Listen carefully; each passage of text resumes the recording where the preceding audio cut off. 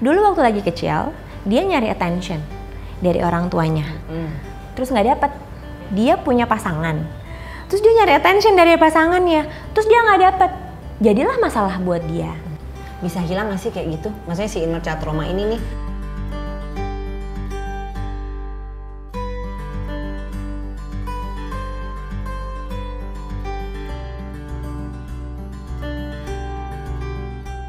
Assalamualaikum, kembali bersama saya Dula Alia di Dula Alia Channel, tempat menginspirasi dan mengedukasi para ayah dan ibu sejak masa prakonsepsi, kehamilan, persalinan, postpartum, dan parenting usia dini.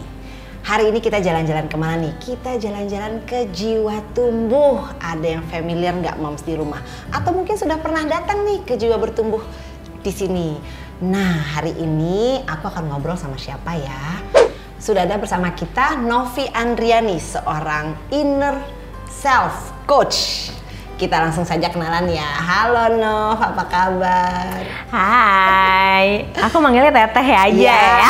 Kita kan biasa ngobrol di luar ya. Jadi Nov, di luar sana kan lagi rame ya. Hilang healing tentang inner child, terapi, break the cycle lah gitu. Nah, apa sih sebenarnya inner child itu? Jadi kita bilangnya tuh Teh, inner child itu adalah jiwa kecil di dalam diri kita yang abadi sebenarnya. Kenapa? Karena dia nggak akan pernah hilang. Dan terbentuknya itu dari pada saat kita itu usia 0 sampai 7 tahun. Bahkan bukan hanya dari usia 0, dari sebelum itu. Dari masa konsepsi atau pada saat di dalam kandungan. Nah, itu dia. Makanya sedahsyat itu sebenarnya si inner child ini. Catat ya Mam, sedahsyat itu. Sedahsyat itu. Makanya ada yang kata-kata gini kan, kalau kita sering dengar di sosial media, apa namanya, boys will be boys. Sebenarnya apa itu? Yang kayak, apakah betul? Iya, we refuse to grow up gitu. Itu kayak, itu sebenarnya inner child yang pengen mengekspresikan dirinya. Kayak emang ada bagian dari diri kita yang kayak anak kecil ini. Emang segitu mengganggunya Nov? Maksudnya sekarang kan rame nih heboh healing. Emang segitu mengganggunya kah si inner child ini? Gini, sebenarnya inner child itu karakternya sih tidak mengganggu. Karakternya ya. Karena kalau kita lihat anak kecil, sebenarnya kan dia tuh explorer, dia tuh ekspresif banget. Karena kan sekarang seolah jadi disalah-salahin terus nih si inner child ini kan. Oh ini karena trauma inner child, karena luka batin inner child. Nah, iya, karena pada saat kita kecil yang tadi, karena dia karakternya itu amat sangat ekspresif Teh. Kayak kalau gimana sih Teh, anak kecil lagi happy ya happy, ya dong. Lagi sedih ya sedih, marah ya marah. Dan bisa berubah-berubah ya, dari nangis tiba-tiba ketawa. Spektrum emotionnya tuh luas banget Teh, gitu. Jadi se-ekspresif itu. Sebenarnya karakternya dia itu tidak mengganggu. Yang terganggu itu adalah orang-orang di sekitarnya. Ketika si anak kecil ini mengekspresikan dirinya, gitu. Dan sebenarnya ketika si jiwa kecil ini mengekspresikan dirinya, dia punya kebutuhan. Apa tuh kebutuhan? Nah, kebutuhan ini kalau dari sisi deep psychology ya Teh, kita bilangnya setelah kita ngejalanin nih si inner child terapi atau inner child healing, sebenarnya kita menemukan 4 essential needs dari si inner child ini. Yang kalau kita sadarin, itu sebenarnya kita bisa memenuhi itu sendiri. Apa aja tuh? Jadi itu ada, kita bilangnya 4A. Affection ada kan? Itu bahasa Indonesianya kasih sayang. Ada yang kita pengennya tuh disayang-sayang ya dong, pengennya kayak semua orang juga maunya disentuh, pengennya ya kayak gitu. Garing dong hidup ini. Iya. Terus juga ada kita bilangnya attention. Diperhatiin. Ada kan ya anak kecil yang sampai tantrum kalau lagi marah. Itu saya katam. 4 anak ya. Katam banget ya Teh. Katam banget. Ya sebenarnya bukan cuma tentang tantrum aja, attention itu banyak. Kadang-kadang anak bicara minta diperhatikan. Makanya kalau kita lagi gadget, anak datang diutamakan dijawab dulu ya. Iya. Gadget kan bisa menunggu ya. Teman kita bisa menunggu. Kok lama banget sih lo balesnya? Nggak apa-apa ya Mams. Tapi anak kita jadi tidak ada trauma tidak diperhatikan. Ya. Yang ketiga tuh approval. Approval itu apa tuh? Kayak soalnya kayak dapat kayak minta persetujuan dari kita validasi. gitu, validasi. Emangnya contohnya apa? Ya kayak apa ya, kita bilangin tuh approval tuh kayak menyetujui apa yang dia lagi kayak misalnya gini, ekspresikan. anak kecil habis gambar, Bun, gambarku bagus nggak? Itu cuma kayak sekedar minta approval bahwa dari iya nih. nak, bagus ya, bagus banget gambarnya. Kok kamu jago banget sih? Itu gimana kok cara warnanya bikinnya? bagus. Ih, bunda aja nggak bisa bikin kayak gitu. Jadi cukup penting ya, Moms, catat ya Moms, jangan menyepelekan hal-hal receh seperti itu. Yes. Yang keempat, Yang terakhir itu affirmation. Apa tuh affirmation? Afirmasi kayak kita ngasih afirmasi ke diri sendiri, gimana sih teh? Kayak aku bisa. Ya aku bisa. Kayak misalnya dia mau maju ke panggung gitu, kan ada tuh anak-anak kita misalnya gitu ya, atau mau ujian gitu deh, ya. iya kita bilang kamu bisa kok nak, it's okay. Atau misalnya dia lagi takut, All is it's well. okay, you can do that, gitu, it's okay, it's Penyemangat all juga safe. ya berarti. Iya, gitu, dunia ini aman kok. Atau mereka semua tuh nggak tahu, yang tahu tuh kamu. Jadi kalau misalnya nih dari kecil ya, bahkan dari bayi misalnya, tidak mendapatkan salah satunya aja atau bahkan keempat-empatnya gitu kan, apa sih yang bisa mungkin terjadi di masa dewasanya misalnya? Mereka akan mencari itu di luar teh.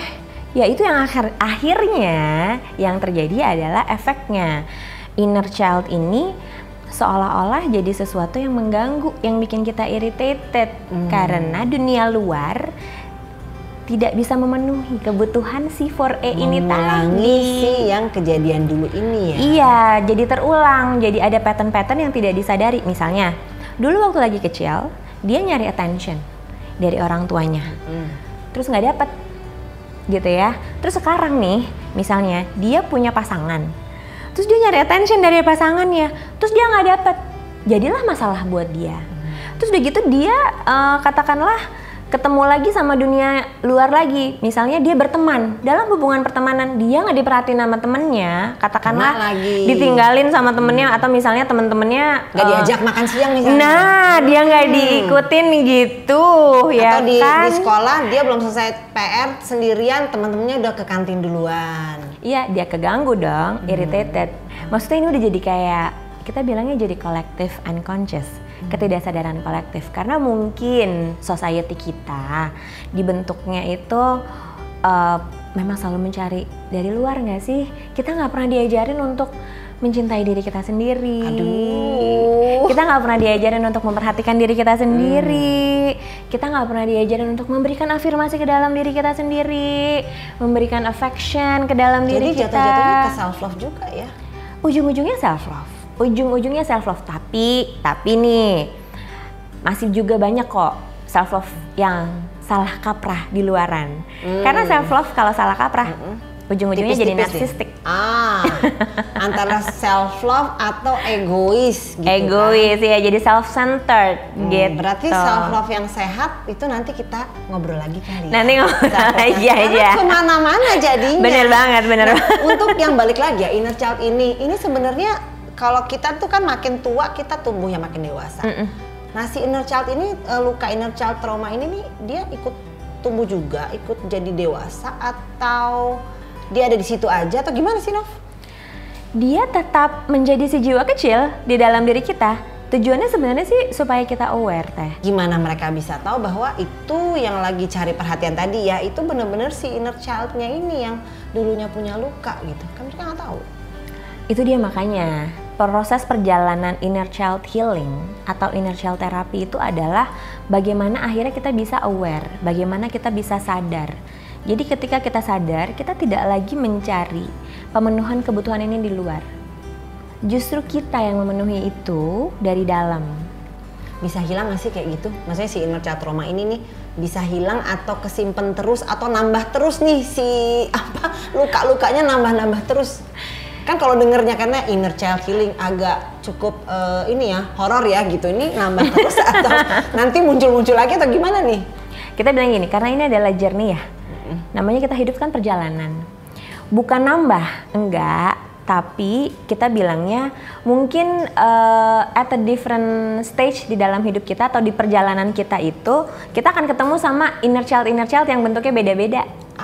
Inner child yang bentuknya beda-beda. Beda-beda. Wow, apa gitu. tuh? Gimana tuh? Ya kayak tadi misalnya untuk di stage ini nih, untuk yang di stage sekarang nih misalnya yang kita tahu adalah dia yang tidak pernah bisa mengekspresikan marahnya karena mungkin pada saat itu dia lagi mencari attention.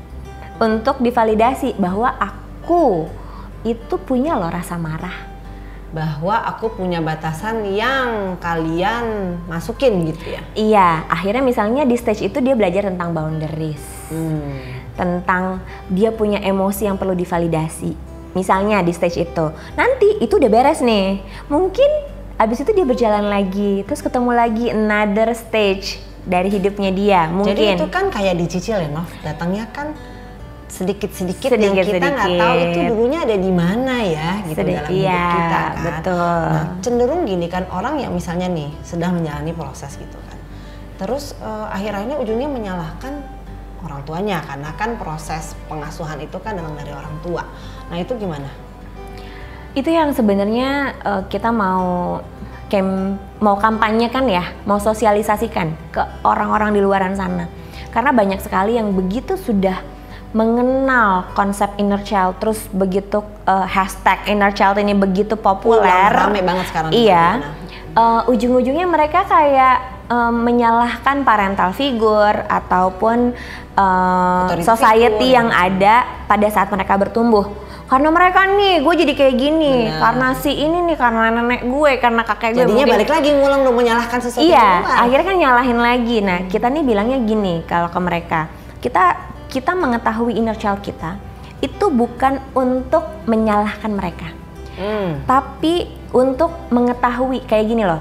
Kalau kita mau nyembuhin sesuatu atau kita mau maafin sesuatu, gimana kita mau maafin sih? Kalau kita nggak pernah sadar kejadiannya apa, sama siapa, ya. Bagaimana, kapan, gitu kan. Nah, kalau orang udah bilang kayak udahlah maafin aja, nggak segampang itu namanya bypass. Udah ikhlasin aja, nggak segampang itu. Ikhlasin tapi tidak dilupakan. Iya. Itu yang begitu kita dapetin, nanti rasanya tuh lama-lama netral karena kita tidak lagi mencari itu di luar, tapi kita yang menuhin di dalam. Nah, benar nggak sih Nov, kalau misalnya tadi ya misalnya udah langsung aja ikhlas aja, maafin aja. Iya sih, maafin saat itu ya, tapi kan bukankah yang si inner child ini belum tervalidasi tadi itu kan, dan dia akan muncul lagi suatu saat. Betul. Entah kapan, entah dengan siapa, keadaan kejadian yang bagaimana dan kekuatan dia munculnya seperti apa ya. Betul banget. Makanya tadi misalnya tadi awalnya mungkin di stage yang sekarang mungkin dia ketemu masalahnya misalnya sama teman kuliahnya, misalnya sama dosennya pas lagi kuliah. Terus habis itu kan dia bertemu dong, dia memasuki fase kehidupan baru. Misalnya dia punya pacar, akhirnya punya masalah sama pacarnya. Habis itu dia mulai bertumbuh lagi nih.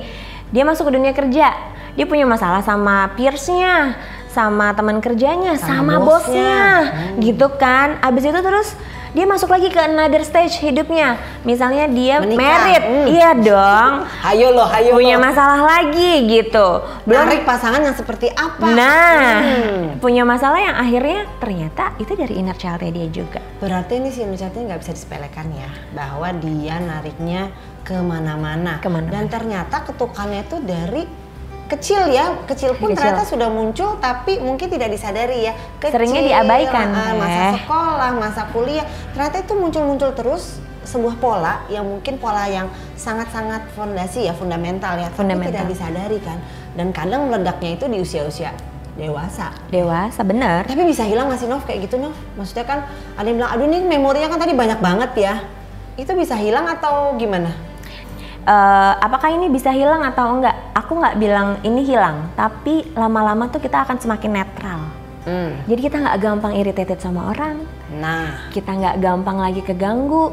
Masalah-masalah akan tetap hadir di sepanjang perjalanan hidup kita, tapi kita lebih kita meresponnya berarti ya. Betul. Responnya lebih bijaksana atau lebih tenang ya, lebih tenang kan. Wave-nya gelombangnya tetap datang, cuman cara pandang kita mungkin sedikit berubah ya. Perspektifnya udah berubah. terhadap orang-orang ini. Gitu. Jadi mungkin dari situ nanti orang bilang, udah hilang kok gue. Ternyata bukan hilang-hilang ya, tapi karena dia sudah bisa merespon dengan cara yang lebih baik. Jadi bukan hilang tapi healing. Healing. Nah, bukan hilang tapi healing. Jadi teman-teman pasti nanya ya, Mbak aku kemana nih? Biasanya nanti banyak yang DM, Mbak aku kemana nih? Aku punya inner child trauma yang aku mau proses, mau healing. Bisa datang langsung ya ke Jiwa Tumbuh. Nah, itu dia. Bisa langsung lihat IG-nya di sini di @jiwatumbuh. Silakan teman-teman. Boleh langsung datang, boleh ngobrol, boleh bertanya. Jadi Nov, hubungannya nih sama parenting, biar moms di rumah jadi tahu kan, punya bekal. Gimana sih nanti ngasuh bayi-bayi kecilnya atau ngasuh kehamilannya?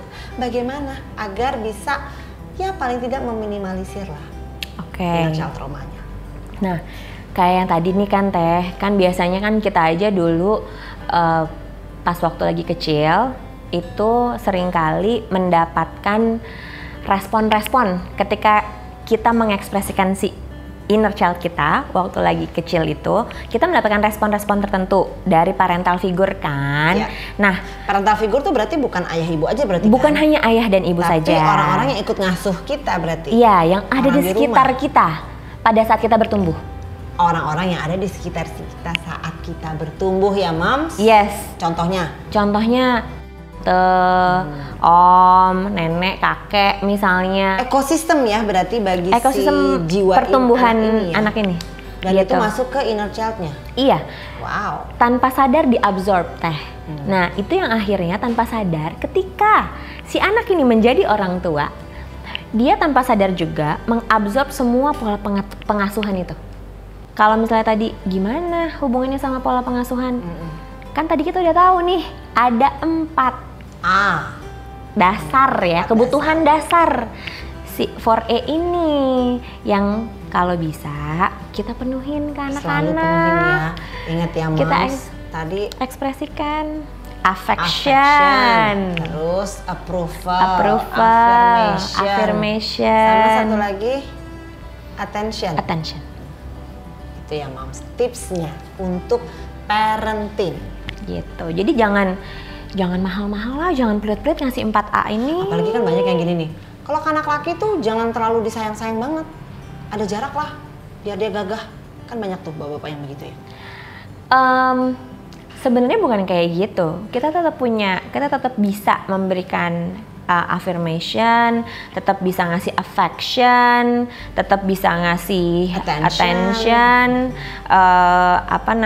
ke anak ini ya, approval. Misalnya contoh dari bapak ke anak lakinya. Kalau affection nih, kadang-kadang kan affection itu orang ngarepinnya kasih sayangnya seperti apa gitu ya. Even cuman kayak disentuh loh, kayak gini. Nah, kamu bisa loh. Tetap ada. It's okay kok. Body kontaknya ya. Tapi walaupun enggak, gue nggak mau peluk-peluk anak gue, nanti dia jadi cemen lagi. Iya. Tahu nggak efeknya apa? Kalau sampai bapak menghindari itu. Ya. Ini yang terjadi sama klien-klienku yang datang, yang akhirnya jadi gay. Karena dia haus mencari sentuhan dari bapaknya. Dari figur laki-laki. Atau seorang ibu yang dingin terhadap anak perempuannya. Bisa jadi anaknya lesbian. That's what happened with my clients. They're looking for it. Ini udah bukan lagi teori ya. Sudah bukan lagi teori. Tapi sudah proven di dalam ruangan-ruangan sesi kita. Betul. Wah, ternyata cukup kompleks ya Nov tentang inner child trauma. Jadi sekarang sudah lebih jelas kan Moms apa itu inner child, bagaimana mengatasinya dan memprosesnya, dan apa dulu nih yang perlu diketahui. Terima kasih banyak Nov untuk bincang-bincangnya hari ini. Sami-sami, kembali kasih. Moms di rumah, jadi sebelum kalian itu mengasuh putra-putri tercinta di rumah, sebaiknya sadari dulu, kenali dulu inner child dirimu. Dan kalau ada yang masih bingung nih, gimana Mbak cara aku mengenali inner childku? Ya datang aja langsung ke Jiwa Tumbuh. Kita selalu ada di sini kok. Nanti alamatnya dikasih, kontaknya dikasih, silakan dihubungi. Untuk Moms di rumah yang masih ada pertanyaan atau komen atau masih mau tahu lebih lanjut, silahkan tulis di kolom komentar ya. Jangan lupa di share, di like, dan di subscribe. Sampai jumpa. Wassalamualaikum. Dah.